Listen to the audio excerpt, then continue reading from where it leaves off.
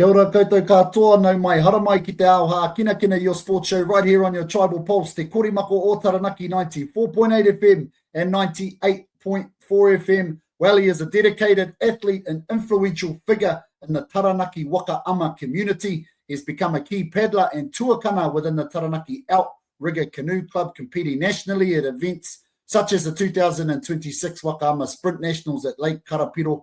But beyond the competitive side, whānau, he's known for guiding others in Waka Ama tikanga, safety and technique, and for representing Taranaki on the national and international stage, including serving as a co-manager of the New Zealand Para Waka Ama elite squad and the IVF Va'a World Sprint Champs. His journey reflects a deep passion for the water, for teamwork, and for whānau-centered spirit that makes Waka Ama what it is. No, my haramai, Nathan Tuuta, welcome to the show, my bro.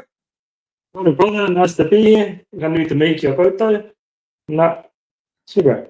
Awesome to have you on the show, bro. Been looking forward to catching up with you, especially with the recent Waka Ama Sprint Nationals at Lake Karāpiro and having a kōrero to that. But before we kind of get into that kōrero, ko wai koe, no he koe, just a bit about yourself and where you're from. Ka bau, ko a puaia, ko Nathan Tuuta, tōku ingoa, he uriau no Ngāti Mutunga Te Awa Taranaki iwi, ko ai hoki he nehio, kei te mahi keo, he pāpau, toko remaku tamariki, ko Marlene tōku wahine, mo te kaupapa o tēnei kōrero, he kaihoi Waka Ama hau. So mō reira, kanui te mihi kia koe te prata o te raki te whānau katoa, ai tēnā tātou. Awesome, bro. Awesome. To get to know you a bit deeper, and can you tell us a little bit about where you grew up and the people who kind of helped shape you as a young tama? Cool, bro. Yeah, born and bred in Bell Block, bro. I went to your esteemed brother Kura Te Aute College, bro. I was Kuraino ki Te Aute Kariti. Two of my boys have gone there as well, and I've got one starting up next week. He starts over at TA. My dad was he was pretty influential in terms of any sort of activity for me. He was a bit of a rugby player. I had a bit of a back injury when I was in my late teens, bro. I had like a disc rupture that needed surgery, so kind of stayed away from sort of contact sports. Bar sort of touch rugby and any sort of impact kind of stuff. So eventually fell into Waka Ama, and that's kind of been a saving grace for me in terms of fitness and activity and everything that comes along with Waka Ama as well, bro. Nice. Well, Waka Ama, obviously it's it's a big part of your life now. But what sports and other outdoor activities were you part of? As a young fella growing up, and like how did that kind of shape the athlete and the team member you are today? Yeah, I never really was much of an athlete, bro. I was a bit of a runner. Did a bit of sprints and stuff. Wasn't really. I moved to my parents were living in the States for a while, bro. So I moved over there for a while straight after TA. And my dad was coaching one of the university rugby sides over there in Little Rock, Arkansas, Central America. So, mid Central America. And started playing sevens over there, bro. It was pretty mean. So it wasn't until my sort of late teens, 20s that I kind of started becoming more active, bro. My brother and I started getting into triathlons a little later in life. I was approaching the sort of heavier side of the belt buckle in my mid-30s and needed something to kind of get on top of that. My dad was pretty young when he passed away, and he was quite a big fella in the end, so didn't want to head down that route. So I just needed something that was going to be sustainable, not only in my sort of younger years, but as I got older as well. Yeah, nice. Now, you've worked in nursing for more than 2 decades, including in, is it neurosurgery and now the emergency department. What originally drew you into kind of nursing, and how has that journey influenced your outlook on life? Bro, it was my dad that got me into that, actually. Because I was over in America at the time when I decided to do it. My mum's a nurse, and was nursing there when we went over. He's carpenter, meat worker all of his life. And I said, oh, maybe I'll be a carpenter. I was doing some labouring with him over in the States, and he goes, bro, you don't want to be hammering nails in the rain, bro. So go and do what your mum does, travel the world. You always have a job. And a lot of the guys that he was coaching in that rugby team, bro, were young Kiwi male nurses, Australian nurses. He said, look at these fellas, man. They're having the time of their lives, playing sport in the weekends, traveling around the world every other month. So while I was there, my sister and I, who were traveling together, we both decided to come back home and started nursing the following year. So end of this year, bro, I graduated 30 years ago from nursing, bro. Wow, holy, that's a long time, and what an awesome story, eh? Because it's like great to see our Tanya in those spaces as well, right? So, really bro, awesome. Yeah. Now, you know what Waka Ama is obviously a big part of your life now. But what first drew you into pedaling, like, and what made you kind of fall in love with Waka Ama? Bro, it was my brother got me into it actually. As I said, this was getting a bit heavy, and he'd been doing it for a few weeks. He said, bro, come down and try it. My brother Dion. So I went down to the club that we started up with, and went out with Howie, Tamati, Charlie Kawana, Warren Wipate. First paddle around the islands, and they were up against three other canoes. So naturally, just you put a bit of kaha to it, bro, and like completely blew my ring going around those islands and stuff. But completely fell in love with it then, bro, and just became addictive. And it wasn't until I always loved it from that point on. But what really sort of hooked me, bro, was a couple of years later we'd sort of started our own club, and we went to the Waka Ama Sprint Nationals for the first time. And just seeing like the whanaungatanga there, bro, it's just unrivaled. But I would say, I would go as far to say that in terms of its positivity on our iwi and whānau, like rivals to Matatini. This particular year we went, so it was the first year we've been with green airs, bro, and that year this was back when you had to have the same shirts and the same shorts, and we're standing in the Rego tent with different shorts, all got the same shirts on, and the lady in the Rego says, okay, Taranaki, you've got 10 minutes to find the same set of shorts or you're disqualified. And I was like, oh man, I said, oh, can we still get on the water? And she said, yeah, no, you can still paddle, you just won't be able to get a result.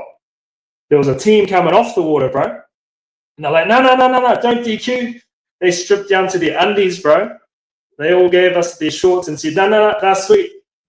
Bro, they said it takes like 30 minutes to go through Rego and get down to the race line, do your race and everything. Bro, the whole time they were just sitting on the hill in their undies while we were racing in their shorts. Meanwhile, my wife shoots into Cambridge to grab some orange shorts for us to paddle in, and she got back. But wow. From that moment, I was just like, oh, no, this is me. Wow, love that. Well, really, really keen to talk more about Waka Ama, and we're going to go to a short break now and come back for more of a corridor, so make sure to stay tuned with us, whānau.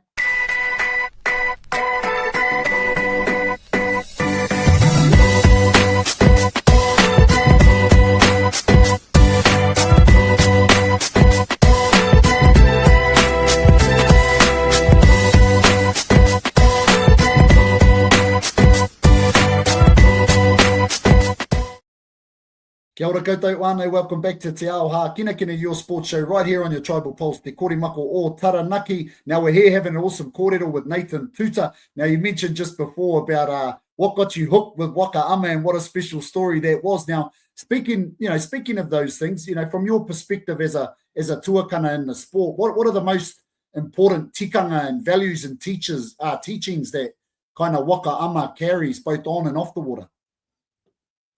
I think it's definitely one of the best team sort of building sports, bro. Not only team building, but confidence building. You get a lot of people that are pretty green coming at real low water confidence, and the ones that do try it. And like once they get into it and they see that, once, like particularly with our kids, when we get them on the water, and the first things we do is flip the canoes over, get them used to being upside down, and letting them know how easy it is to correct if they get into that kind of trouble. Just seeing their confidence spike, bro. it's kind of detrimental because it gets to a point where that's all they want to do. Oh, matua, can we flip the canoes? And like you're there for a training session or whatever, but those kind of things, bro. And seeing like the intergenerational participation that it generates. We always get whānau come down to watch their kids paddle, and you just go, hey, you know, there's an empty canoe here. Why don't you fellas jump in and give it a go and stuff? And bro, invariably, they'll start coming down and keep coming down, and then next thing you've got parents, you've got children, grandparents coming down as well. And that's what we see at Waka Ama Nationals, bro. It's enormous now. Like the comp we had last week was the largest one that they've ever had, and that was 4,600 paddlers alone. And the majority of those paddlers were J16s and unders down to the midgets who are 5-year-olds. So you got all of these paddlers, but you got all of the komatsu, kuia parents that come along with that as well. So it's enormous, right? That's unreal. What an amazing kaupapa. Now your whole whānau pedals, I believe your tamariki, your wife, I think even your mother-in-law. What has Waka Ama meant for your whānau, like, and how has it strengthened those bonds? Well, you've done your research, bro. Yeah, it's bro, it's completely pulled us together, eh? Like we found out a little baby a couple of years ago. He's 3 as of last week. But like even his midwife appointment was in the waka shed down at Ngamutu Beach. As you said, my mother-in-law, she's a very active Master 75s paddler, bro. She pretty much turns up to nationals and just kind of expects to get a medal of some color. But she's just like, she's been a good influence to my kids as well. When our kids see us doing well, and it's something that they aspire to as well. And they see their parents being healthy, like knowing me growing up, knowing my dad had been active as a youngster, but was, you know, had ballooned out as an adult, and never really got to see him in his prime. But our kids are getting to see us sort of doing some pretty cool things with a lot of people as well. Not only in a competitive side, but you know, taking out people who wouldn't otherwise have been able to, and like that was like like with my involvement with the para team, bro, the New Zealand para team.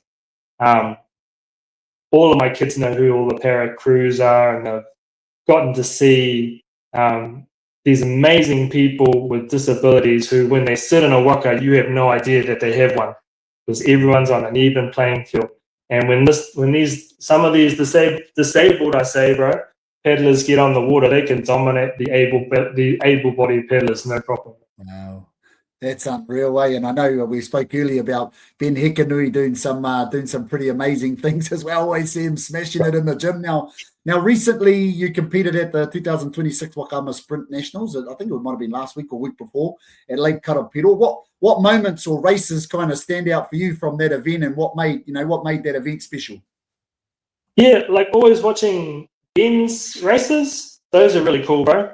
Because my wife's been coaching him and me as well, actually, in like the single canoes, and just seeing the gains he's made each year, just from the commitment that he's put in, that's pretty cool, bro. Seeing our club paddlers grow. We've got some J19 girls there for the very first time this year, and they made finals in their first time doing it, and that's pretty, like, that's quite an accomplishment, but because there's some. They have no idea that they're up against world champs in the next lane who've been paddling since they're 5 years old. These girls have been paddling since secondaries last year, and now they're starting to really sort of turn heads. And they're only in their first year in this division, so they've got 2 more years to get better and stronger. Our master ladies won silver at their event. Always seeing our golden master ladies get out paddling too, bro. Just knowing that this is something you can do for the rest of your life, bro. There's a Master 85s division in Waka Ama, bro, and still competitive. Along with the disabled paddlers, my team had our best results ever, bro. So we had 3 crews. There's a Worlds event in Singapore in August. So so 3 of our crews from the club managed to qualify for those. So we didn't get the bling we want, but we had our best results in some of our races. So. Those are those little wins that you get, bro. You may not win a medal, but just seeing improvement gradually, it's not going to happen overnight. But as long as you've got dedicated crew and committed crew. It's good. And those skills then become transferable to the younger paddlers that are coming through. I always say you got to have an experience to gain experience. So getting these kids out there to have a crack is awesome. Love that. I love that. Now, looking back on your journey, as a nurse, a paddler, a mentor, a whānau man, representing Taranaki and even, the world stage with the New Zealand Para Waka Ama team, like what lessons kind of stand out for you, and what kōrero would you share with anyone considering Waka Ama? Well, I reckon just give it a go. Like one of our paddlers, our para paddlers, Wally, he's got no feeling from here down, and his, like, we got asked to come up with an inspirational quote for our team just to kind of give some momentum to our commitment. And mine would be just what this guy Wally would say to us is like, well, what's your excuse? And I'm like, he can't walk. He's got no feeling from his chest down, but he's out there paddling on the world stage. So yeah, just give it a go if that's something you want to. I mean, competition's not the big thing; it's a big part of it. But we've got a lot of paddlers in our club that they have absolutely no desire to compete. They just love getting out on the water and experiencing, just being out with tangaroa around the islands on a flat, calm day with the maunga out. Bro, it's nice to just get out there and stop. You can't always go out and ham your body for trainings and stuff. You really got to get out there and appreciate what we have in Taranaki. It's unbelievable. Like a lot of the paddlers, we have a race here that's in March of each year, and that's starting to get a bit bigger and more well attended. I think we have conditions here that you can't find anywhere else, and I think we're really lucky to live here and have the ability to get out on it. Beautiful. Well, if you're at home listening, whānau, the flyer that we've got for this kōrero, this interview on the show, for me, kind of a picture speaks 1,000 words, and seeing that photo of you out there by Tukatapu, out by our ancestral motu off here, ngā motu, just encapsulates it all. But thank you for sharing your journey, Nathan. Your kōrero highlights the strength and whanaungatanga commitment and passion, within Waka Ama, and how the sport connects deeply to your identity, to everybody's identity, your mahi and your whānau. Your leadership on and off the water continues to uplift Taranaki and inspire paddlers across Aotearoa. He tino rangatira tō mahi, tō ngākau me tō wairua. Thank you so much for coming on the show. New to me, bro. Awesome.